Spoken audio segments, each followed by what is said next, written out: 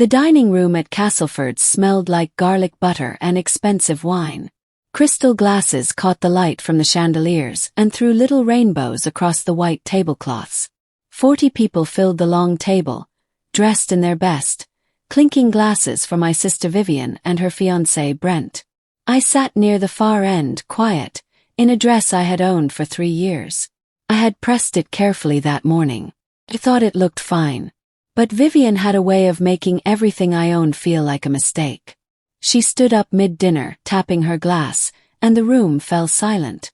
"I just want to say," she began, her voice carrying the easy confidence of someone who had never doubted herself, "that I am so grateful for everyone who truly supported us." She paused, letting her eyes move around the table. Then they landed on me, and her smile shifted, just slightly. "Some of us," she said, tilting her head, "will always find a way to get by. And some of us," she laughed lightly like it was a joke between friends, "will always just be the poor one." Laughter rippled around the table. Not all of it, but enough. I sat very still. My fork hovered over my plate. And then Vivian's phone rang. Before we continue with our story, please like and comment the time you're watching this story, and also hit the subscribe button if you like stories like this. The ringtone cut through the laughter like a blade. Vivian reached into her clutch with the smooth motion of someone used to being in control and glanced at the screen. For just 1 second, one single second, something crossed her face. Not annoyance. Something closer to fear. She declined the call. The laughter continued, and she laughed too, rolling her eyes as if to say work never stops. But her hand stayed on the phone a moment longer than it needed to. Her fingers pressed against the screen even after she had set it face down beside her plate. I watched her from my end of the table. I said nothing. I picked up my fork and cut a small piece of chicken and chewed slowly. Brent leaned over and kissed her on the cheek, and she smiled at him, and the party carried on. But I noticed she did not pick up her wine glass again. And I noticed her eyes, just once, flick down to that dark phone screen. The caller ID had been visible for only a moment before she declined it. But I was close enough, and I had good eyes. The name on the screen read, "Unknown corporate line." My chest tightened. Not from shock. From recognition. I need to tell you who Vivian is and who I am so you understand what was really happening at that table. My name is Nora. I am 31 years old. Growing up, Vivian was 3 years older, and those 3 years felt like a canyon she never let me cross. When we were small, she got the new shoes. I got the ones she had outgrown. When we were teenagers, she got the bedroom with the window seat. I got the one next to the boiler. Our mother thought Vivian hung the moon. She said it without meaning to be cruel. She just never saw the pattern. "Vivian is so driven," she would say. "You'll find your thing, Nora." But Vivian compared us constantly. At family dinners, at holidays. She would mention very casually what she had bought or where she had been, then look at me with a small, patient smile that said, "See the difference between us?" She called herself successful. She wore the clothes and drove the car and booked the vacations that looked like proof. And I stayed quiet. I let her keep the title. Because I was busy building something she knew nothing about. And the truth about her so-called success had not yet been told. 3 years ago, after a sharp comment from Vivian at our mother's birthday dinner, something about how not everyone is cut out for real ambition, I made a decision. I stopped explaining myself. I put my head down and worked. I had spent years in financial analysis, quiet and careful, learning how money actually moved. I understood accounts, contracts, structures. I understood what people signed without reading and what that cost them later. I built a small financial consulting firm. Just me at first, then 2 employees, then 5. By the time Vivian announced her engagement, I had 11 people working with me and contracts with 4 mid-sized companies. My name was not on any billboard. I had no social media. I wore the same 3-year-old dress to dinner parties. But here is the thing no one at that table knew. Over the years, when Vivian came to me for money, always framed as temporary, always framed as family, I gave it. But I also documented everything. Transfers, agreements, written records, signed and dated. Not because I planned revenge. Because that is how I was trained to think. Every financial transaction leaves a trail. Some of what I gave was not a gift. It was a loan she had agreed to and quietly forgotten. The phone rang again at 7:43 p.m. I know the exact time because I checked my watch. Vivian was mid-sentence, describing their honeymoon plans. A private villa in the Maldives, ocean view, the works. The whole table was leaning in. Brent was smiling beside her, proud and easy. Then the buzzing started again. She reached for it fast. Too fast. She glanced at the screen and I watched color drain from her face. Not all at once. Just a slow, quiet draining. The way heat leaves a room when a window opens in winter. She stood up and excused herself with a bright smile. So sorry, one moment. Light voice. Practiced voice. She stepped into the corridor near the restrooms, phone to her ear. I set down my fork and folded my napkin onto the table. I was not hungry anymore. She came back after 4 minutes. Smile restored, firm and bright. Bank stuff, she said, waving a hand. So boring. But her voice had dropped half a note. And her eyes, just for a flash, found mine across the table. I looked back at her steadily. I did not smile. I did not frown. I simply held her gaze until she looked away first. The dinner carried on the way expensive dinners do. Slowly, with a lot of noise and not much substance. Toasts were made. Someone told the story of how Brent proposed on a rooftop. Vivian cried prettily and dabbed her eyes with a cloth napkin. But I was watching. The phone stayed face down beside her plate. Every few minutes I saw the edges of it light up. She did not reach for it.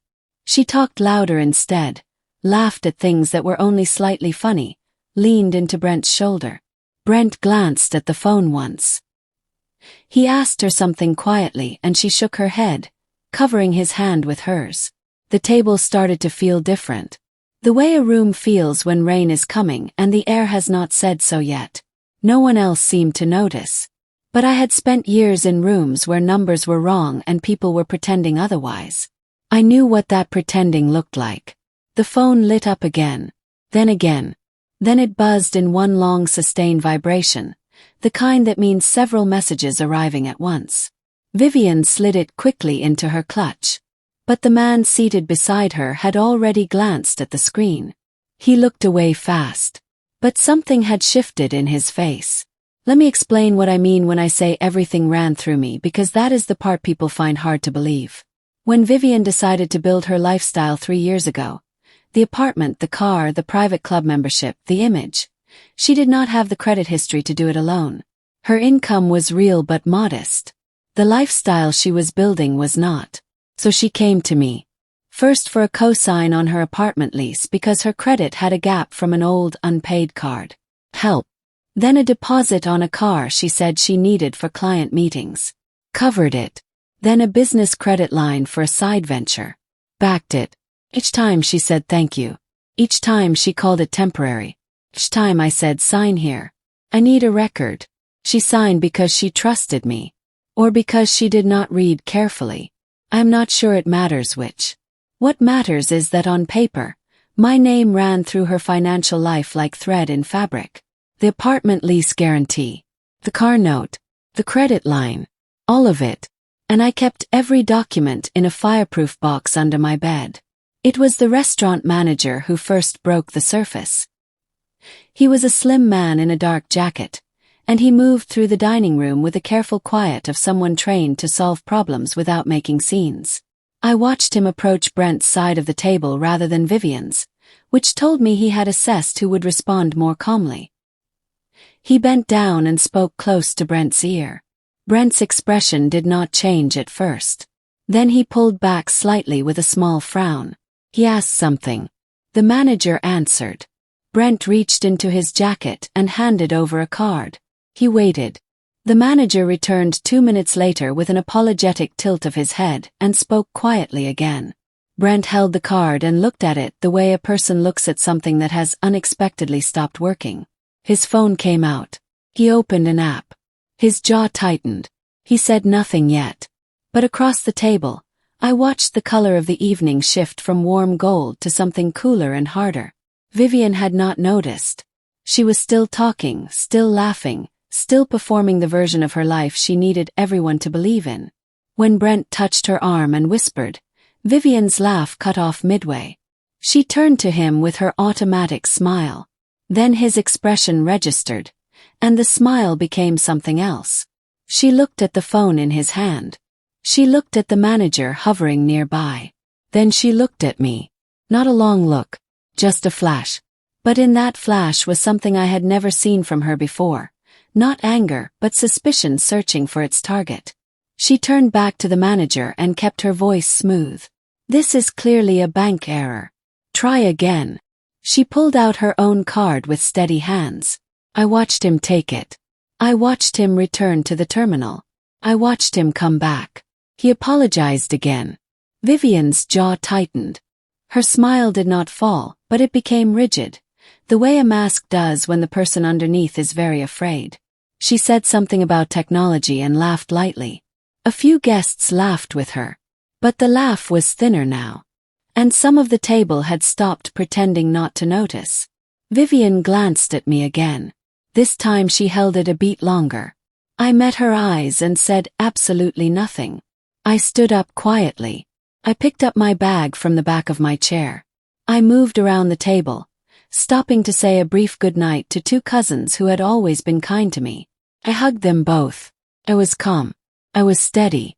I was nearly at the door when Vivian caught up to me. Her heels clicked fast on the floor.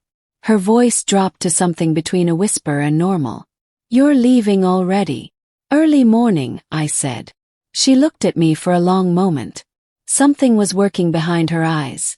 Some calculation, some search for solid ground. Is everything okay? She asked. The question almost made me smile. Is everything okay? As if she had asked about the weather while standing in the first edge of a storm. I leaned toward her slightly.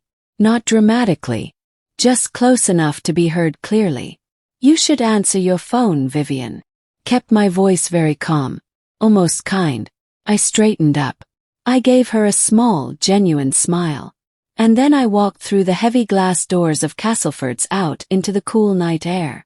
Behind me, I heard the click of her heels stop on the marble floor. Just for a second. Then nothing at all. The parking lot was quiet. I walked to my car, unlocked it, and sat without starting the engine. Through the tall windows, I could make out shapes at the long table under warm orange light. Then I saw Vivian. She had stepped into the corridor near the entrance, close enough to the glass that I could see her posture. Her back was to the room. Her phone pressed to her ear. Her free hand was flat against the wall. I could not hear the words. But I saw her body change the way a building changes when a support beam cracks. The shoulders dropped. The head bent forward. Her free hand slid slowly down the wall and hung at her side. Then she turned, and even through the glass across that parking lot, I could see her face was different. A car passed on the street, and for 1 second its headlights swept the window.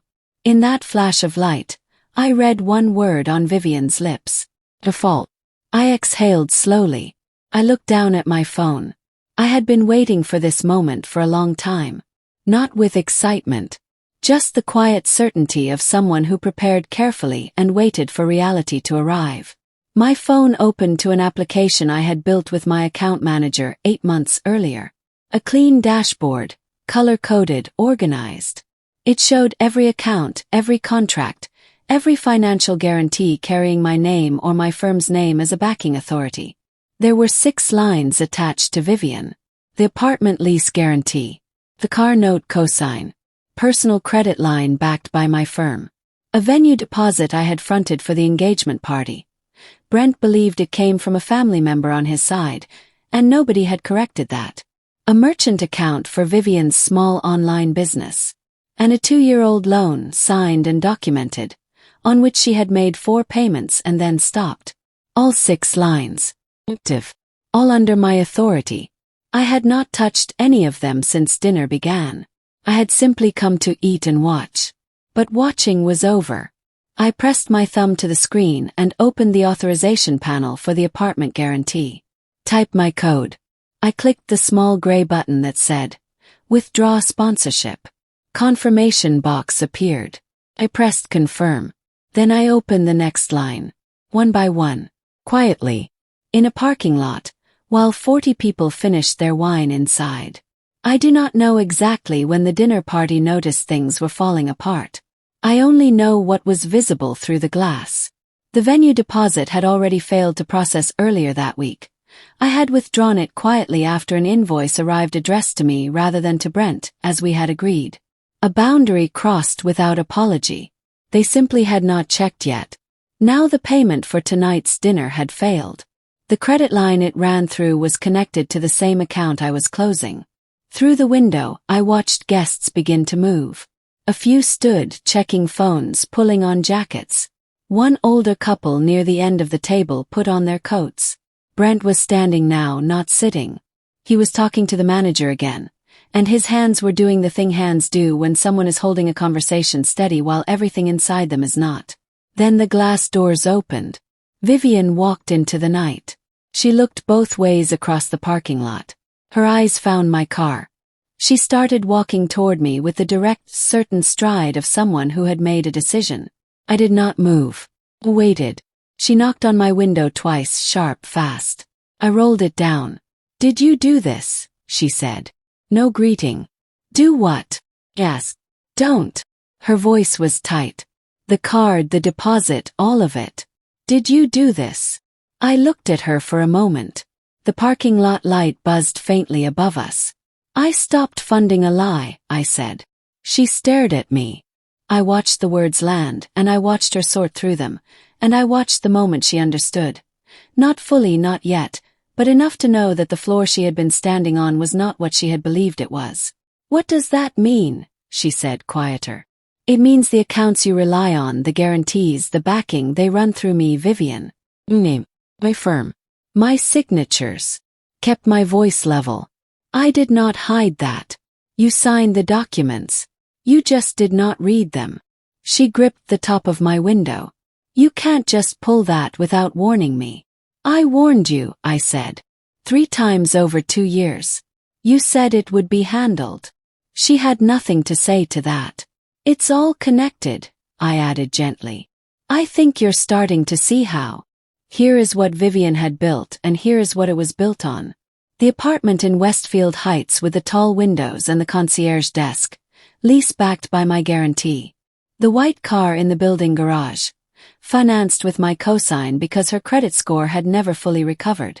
The credit line she used for clothes, salon appointments, the birthday dinner she hosted and posted online.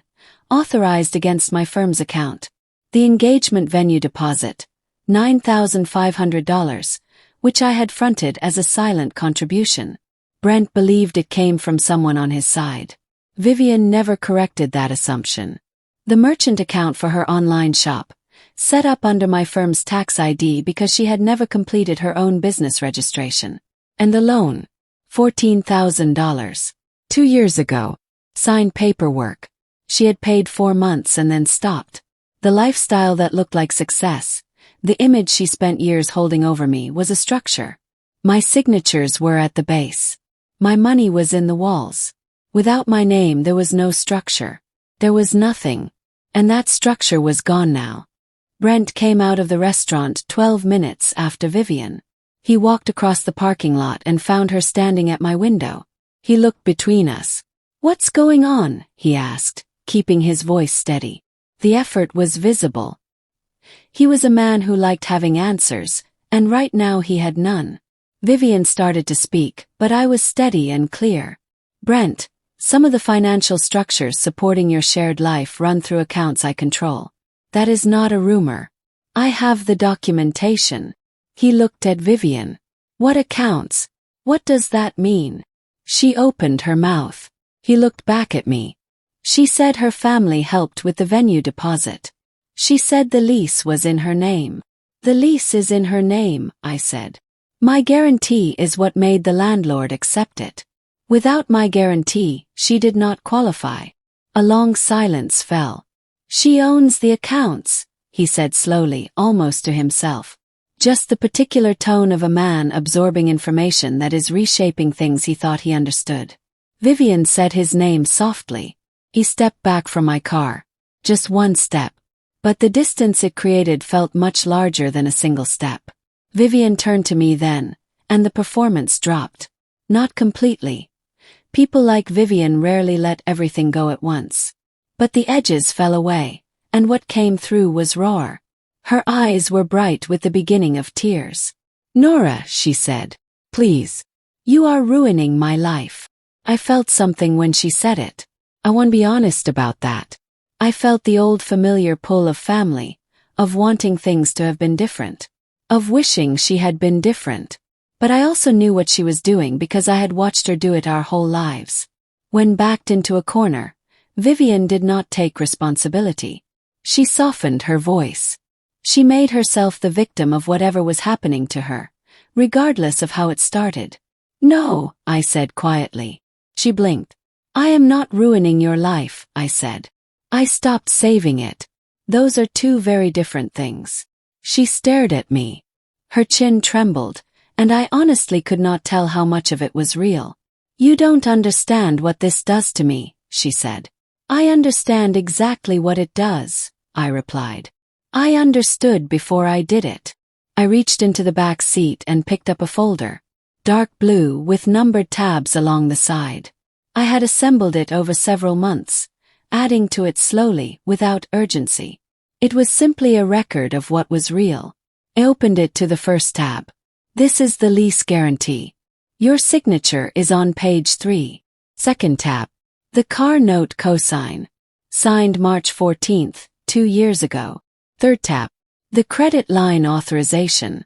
You initialed every page. Fourth.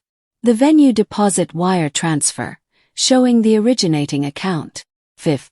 The loan agreement. $14,000. Your signature. For payments, then nothing." I closed the folder. "I warned you," I said quietly. "After the second missed payment. I told you. Vivian, I need this addressed or I will reconsider the other arrangements. You said you would handle it." Pause. "That was 14 months ago."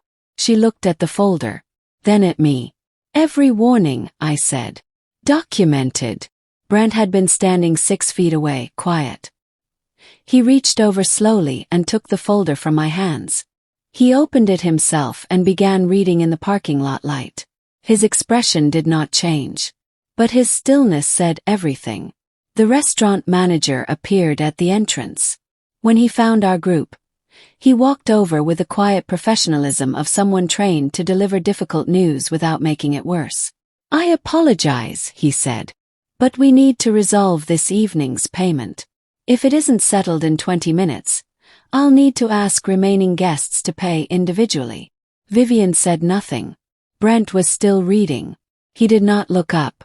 The manager glanced between them, then at me. I gave him a small nod. Inside, through the tall windows, the dinner party was quietly dissolving. Guests were gathering bags, pulling on coats. 2 women near the center of the table were asking each other what had happened. Phones were out. Vivian's engagement dinner, 4 months of planning, 4 months of stories, was ending in a parking lot over a folder of documents. She stood in the middle of it. 40 guests inside, a manager waiting, a fiancé reading her secrets in the cold, and me watching from a few feet away. For the first time in my life, she had no move left to make. No version of events that could redirect this. No smile that could smooth it over. The structure had collapsed, and everyone could see it now. Brent closed the folder. He held it for a moment as if weighing it. Then he held it out toward me. Took it. He looked at Vivian for a long moment. She looked back at him. "Brent," she began. "I need a minute," he said. His voice was steady but very thin. He walked a few steps away from us, his back turned, and stood looking out toward the street. Car passed. Then another. Then I saw his right hand move to his left hand. I watched his fingers close around something small and pull it off. He held it for a moment in his palm, looking at it in the parking lot light. Then he turned around and walked back to me. He set the ring on top of my folder, small and gold and quiet. He looked at Vivian with an expression I had no name for. Not anger. Not contempt. Just a hollowed-out stillness, like a room after furniture has been moved out. "I don't even know who you are," he said softly. Vivian made a sound. Not words, just a sound. Brent walked to the parking lot exit, turned left, and disappeared around the corner. I never saw him return. The guests who came out found Vivian near my car, not yet crying but close, and me standing beside her, quiet. Word moved through the small crowd the way it always does. In pieces, in whispers, in the silence of people too polite to ask questions but too curious to leave. Her friend Petra was among the last out. She asked directly what had happened with the payment. Vivian opened her mouth. But before she could build a version of the story that worked in her favor, her aunt, who had been at the table and overheard enough, said, "There was confusion about who was actually paying for all of this." Not a perfect summary, but close enough. I watched something shift in the small crowd. People were recalculating. Because here is what Vivian had told people for years about the two of us. She had told them she helped me. That she looked out for her struggling younger sister. She had built a story, and she was the generous one in it. Petra looked at me. "Were you actually the one funding all of this?" I said. "I was involved in most of the financial arrangements, yes." The silence that followed said everything I chose not to. The parking lot emptied slowly until only my car and Vivian's remained. When the last headlights pulled away, she turned to me. "Why didn't you tell me sooner?" she asked. Her voice was flat, emptied of its usual color. "I did," I said. She shook her head.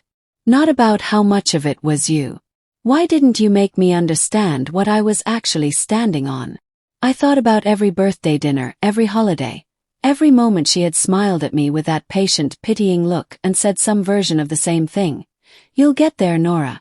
I thought about her old shoes. I thought about being told in front of 40 people that I would always be the poor one.